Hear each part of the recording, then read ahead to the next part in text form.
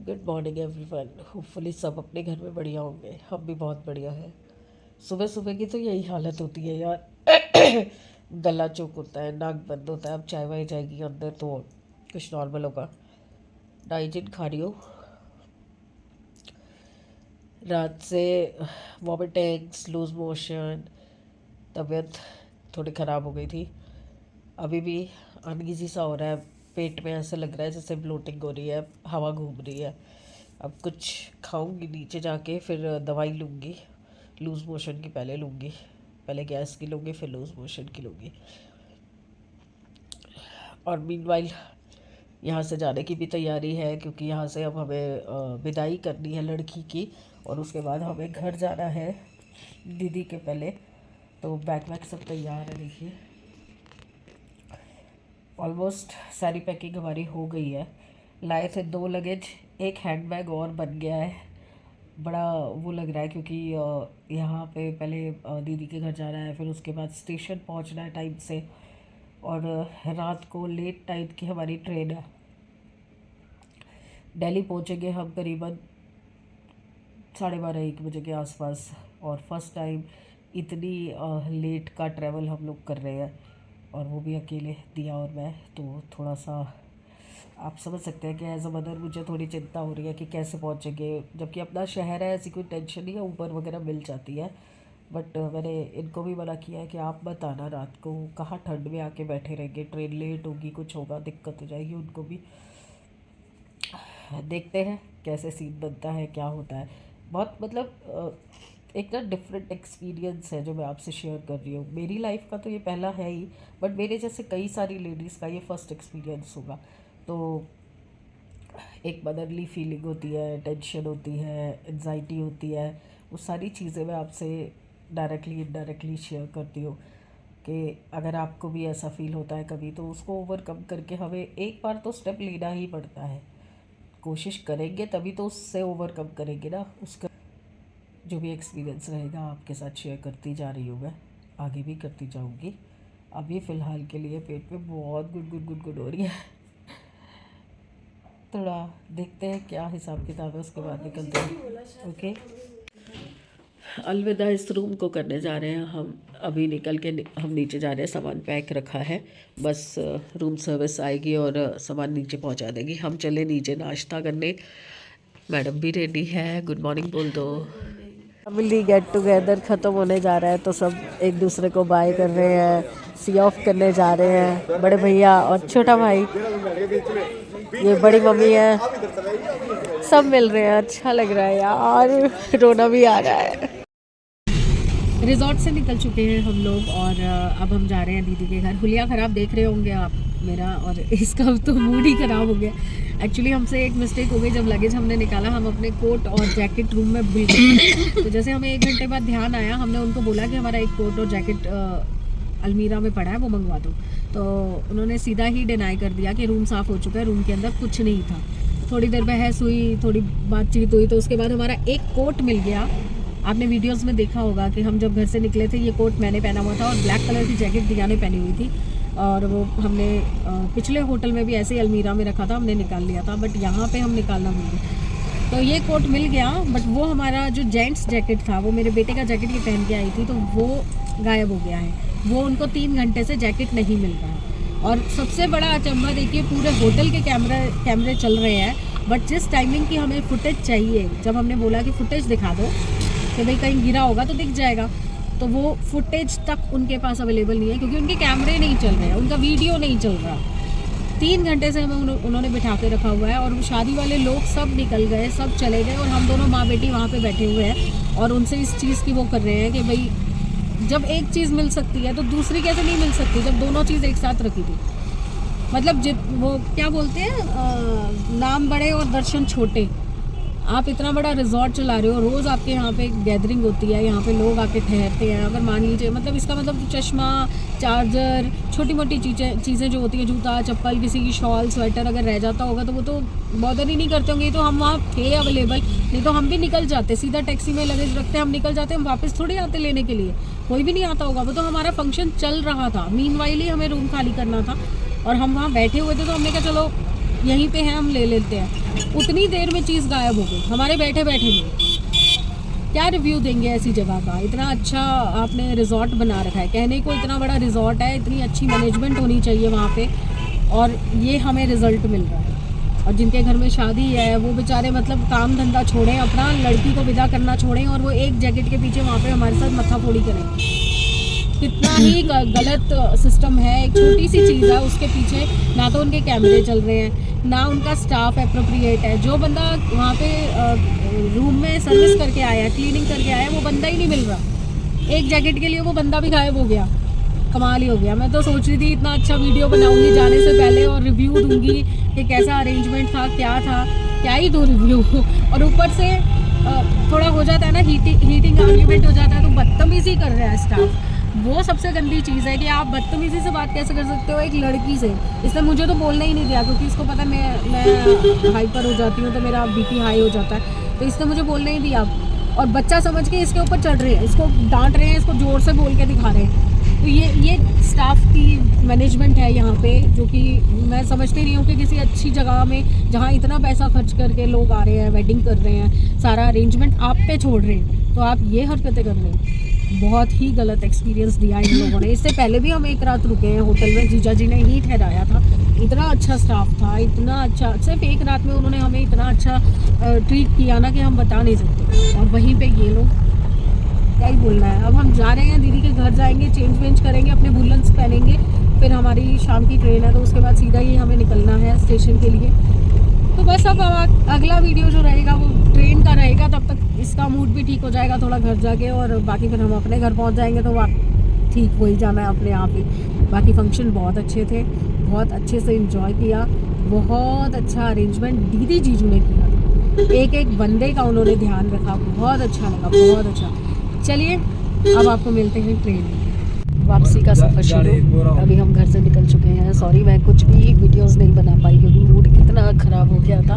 फिर घर आके थोड़ा सा लाइट हुआ, और अभी हम खा पी के निकल चुके हैं दीदी के घर से स्टेशन के लिए। 10-15 मिनट हैं हमारी ट्रेन तक हमें पहुंचने के लिए। रास्ते में बस ये सूर्य देवता बहुत सुंदर लगे, इसलिए मैंने कहा दिल्ली ले चलो इनको साथ में। चलिए पहुँचे। ट्रेन में बैठ चुके थे हम, पर झपकी लग गई थी बैठते ही, इतनी थकावट हो गई थी। आधा घंटा करीबन हम खड़े भी रहे स्टेशन पे, ट्रेन लेट थी। अभी हमारा स्नैक टाइम है, स्नैक्स आए हैं, जिसमें एक सैंडविच है, टिकट है, बिस्किट है, केक है, और एक नमकीन है, उसका भी आया, और मेरा भी।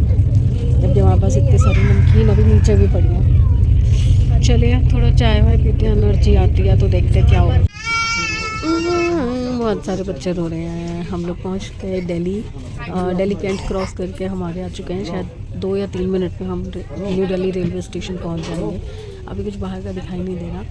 ये मैडम कई बार झपकी लेके जा चुकी है, इसकी तबीयत ख़राब हो गई है, और बस इसके पापा आ चुके हैं। पापा भी स्टेशन पे पहुंच चुके हैं। कुछ बोलने की हिम्मत नहीं है। बच्चों का बहुत शौक था, इसलिए ट्रेन में कुछ भी नहीं बना पाऊंगी। हालत देखो क्या हो रखी है, इतनी बुरी हालत है, कुछ कहने की हद नहीं। ये घर पहुंचने के बाद ये हो रहा है, देखो मेल मिलाप हो रहा है, मेल मिलाप। आय आय लूना, आय लूना, लूनी कहाँ है? लूनी बड़ी हो गई, लूनी है, लूना बड़ा हो गया तू तो। ओ लौंठे, ओ लौंठे, कहाँ बैठ गया तू, कहाँ बैठ गया? चलिए गुड नाइट कर लेते हैं। हालत बहुत टाइट है, तो कल सुबह मिलते हैं फ्रेश होकर। हाँ चल हाँ हाँ, ये देखो हाँ मैंने क्या किया। हाँ एक लड़ना नहीं लूना, तो बात नहीं करने देंगे। अभी पहले मैं इनको पैम्पर कर लूँ, कल सुबह आपसे मिलती हूँ आराम से। तो good night friends, please like कीजिए, सब्सक्राइब कीजिए एंड शेयर कीजिए।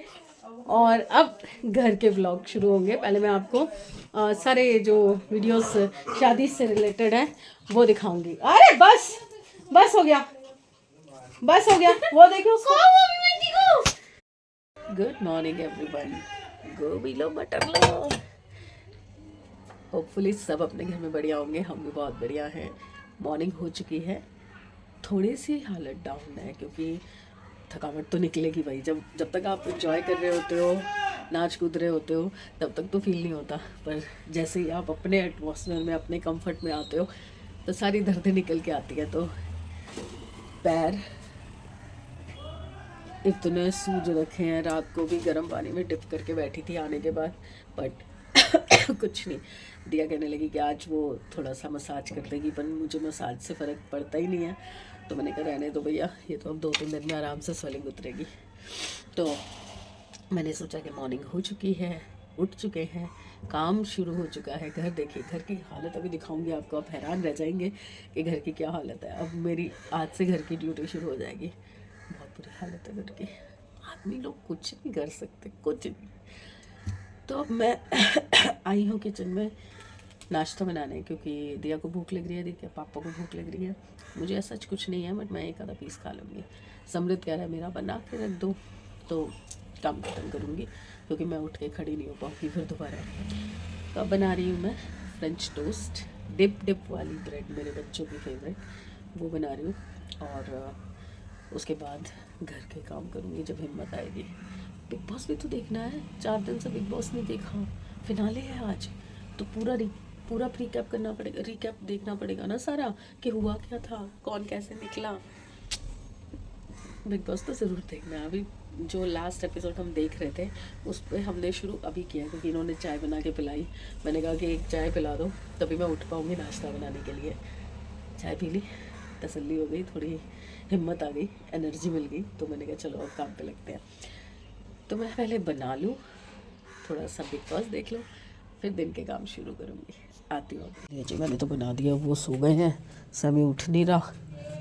दिया खाएगी, लूना खाएगी, और मैं एक आधा पीस खा लूँगी। चलो।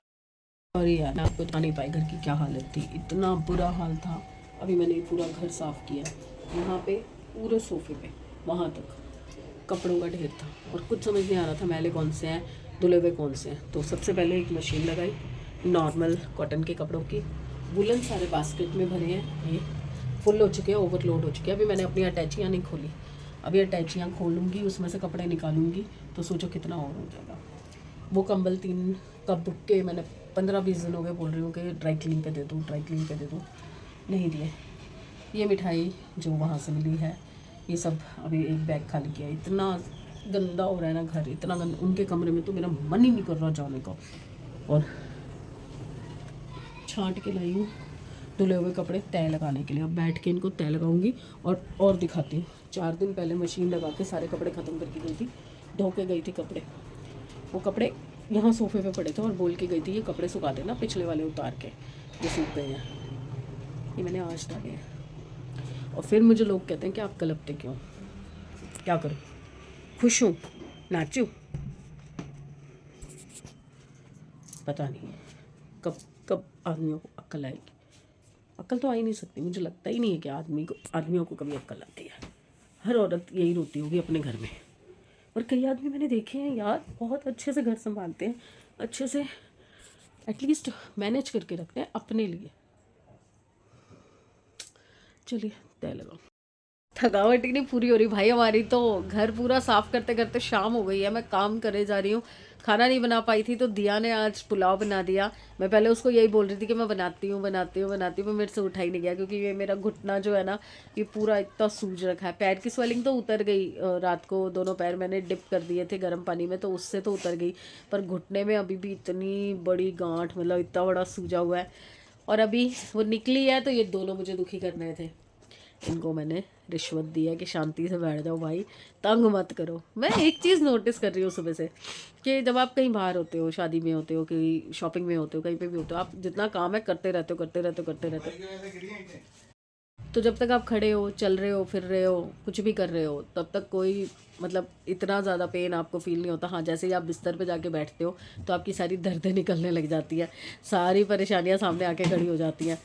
तो जो मैंने आज रील डाली थी ना सुबह, कि कि ये जो औरतें होती हैं सज धज के जितना मर्जी डांस करा लो कुछ करा लो, पर घर में एक कप चाय भी बनानी होती है तो इनकी आफत आ जाती है। वो वाकई में सच बात है, बट उसके पीछे की रियलिटी ये है कि हम चलते फिरते रहते तो हमें फील नहीं होता, पर जैसे ही 10 मिनट के लिए रेस्ट लेते हैं ना तो हमारे सारे जो अंदर छुपे हुए दर्द होते हैं ना वो सब निकल के बाहर निकल जाते हैं। तो अब इन दोनों को मैंने सहेजा है, ये आ गए हैं, तो अब ये लेके जाएंगे अपनी औलादें, ये वाली, ये 2 औलादें अब इनके हवाले। मैं लेटूंगी, आराम करूंगी। अभी बिग बॉस का मेरा एक एपिसोड और रहता है, उसके बाद फिनाले देखना है आज। चलिए आती हूँ।